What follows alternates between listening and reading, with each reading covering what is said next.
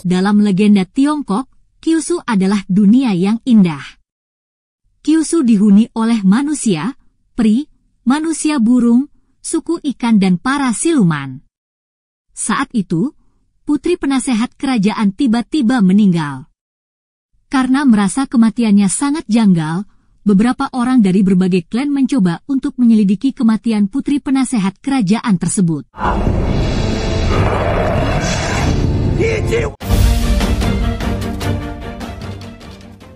Film diawali dengan memperlihatkan kesibukan di rumah penasehat kerajaan. Seorang pembantu menemukan kalau putri penasehat tiba-tiba meninggal di kamar mandi. Sang penasehat pun sangat terkejut melihatnya. Keesokan harinya, penasehat menerima laporan kalau Pangeran Qian telah berangkat untuk menghadiri pemakaman. Pangeran Qian adalah tunangan putri penasehat. Di tempat lain Wanggang datang ke kota untuk menghadiri pemakaman putri kerajaan. Wanggang adalah saudara angkat sang putri. Dalam perjalanan, dia kelaparan. Dia kemudian makan di sebuah warung. Namun, setelah menghabiskan banyak makanan dia tak punya uang untuk membayar. Saat pelayan akan memarahinya, tiba-tiba ada Pak Tua yang bersedia membayar makanan Wanggang. Setelah itu, Pak Tua tersebut mengajak Wanggang makan bersama. Ternyata, Wanggang kembali menghabiskan banyak makanan, hingga Pak Tua pun tak sanggup membayarnya. Mereka berdua pun melarikan diri dari warung. Wanggang mempunyai nafsu makan yang besar karena tubuhnya berasal dari besi murni.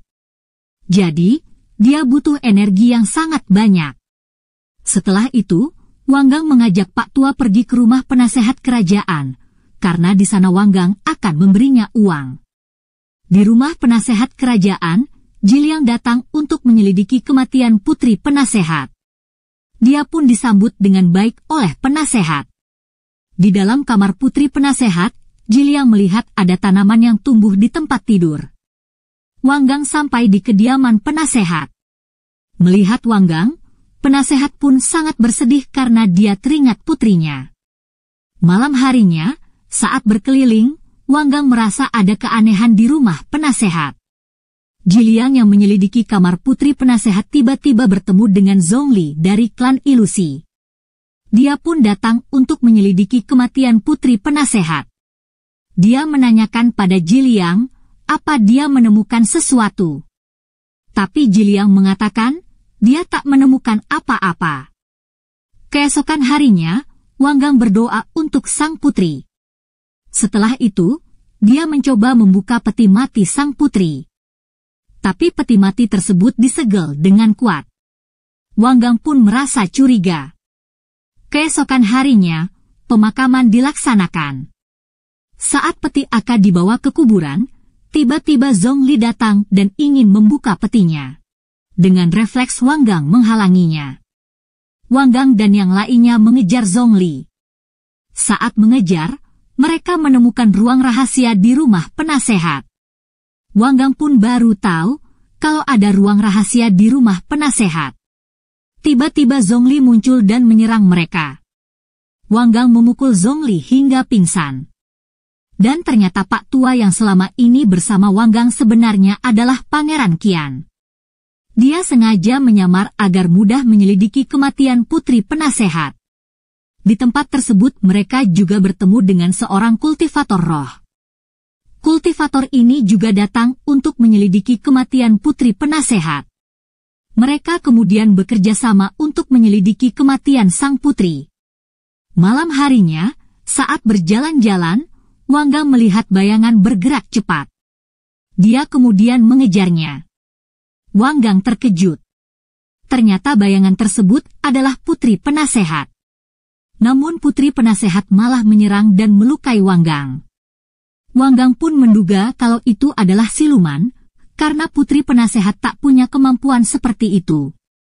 Saat siluman tersebut akan menyerang kembali, datang Pangeran Qian menyelamatkan Wanggang. Pangeran Qian kemudian mengobati luka Wanggang. Keesokan harinya, Pangeran Qian mengajak yang lainnya membongkar kuburan Tuan Putri untuk melihat yang dikubur Tuan Putri atau bukan. Setelah dibongkar, yang dikubur adalah Tuan Putri, namun kepalanya terbuat dari boneka kayu. Mereka pun semakin curiga.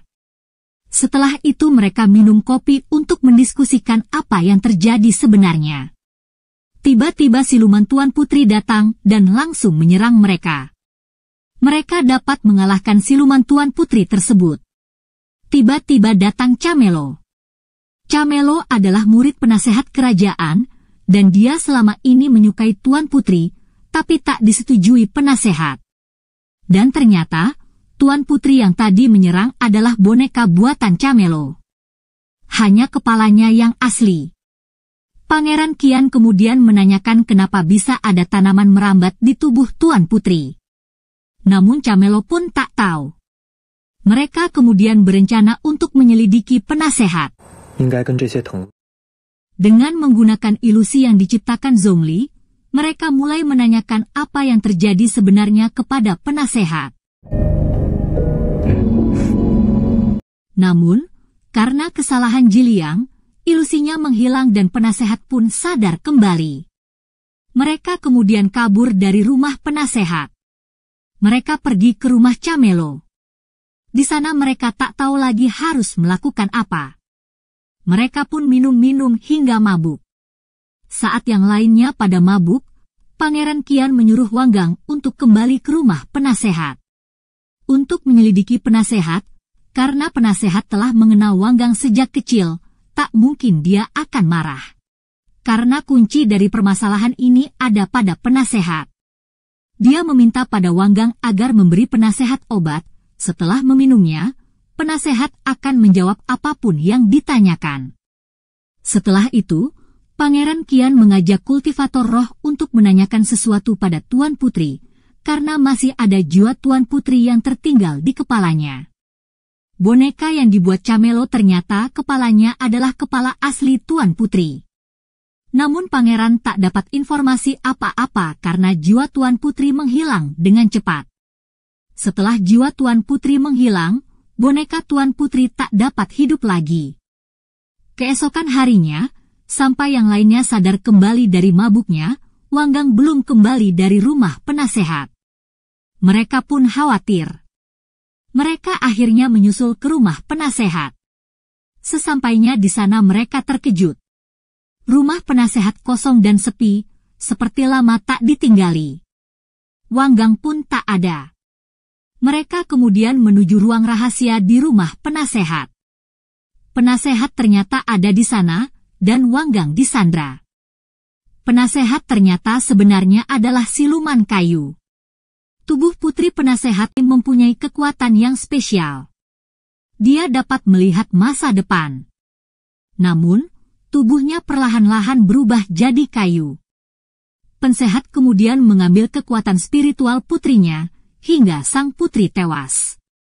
Mereka kemudian menyerang penasehat. Namun, mereka semua bukan tandingan sang penasehat. Pangeran Qian berhasil menyelamatkan Wanggang. Namun Wanggang masih pingsan. Kultivator roh kemudian menyadarkan kembali Wanggang. Namun tiba-tiba penasehat menyerang Wanggang. Melihatnya, Pangeran Qian marah. Dia mengeluarkan kekuatan naga miliknya. Penasehat pun tewas. Pangeran Qian ternyata keturunan klan naga. Namun tubuhnya lemah. Tubuhnya pun menghilang. Namun roh primordial miliknya masih ada. Kultivator roh kemudian mengubah tubuh besi milik Wanggang menjadi kristal untuk mengurung roh primordial Pangeran Qian. Agar Pangeran Qian dapat memurnikan tubuh barunya kembali. Beberapa hari kemudian, mereka berpisah kembali. Di akhir cerita, Pangeran Qian berhasil memurnikan tubuhnya kembali. Dia kemudian mengajak Wanggang kembali ke kerajaan.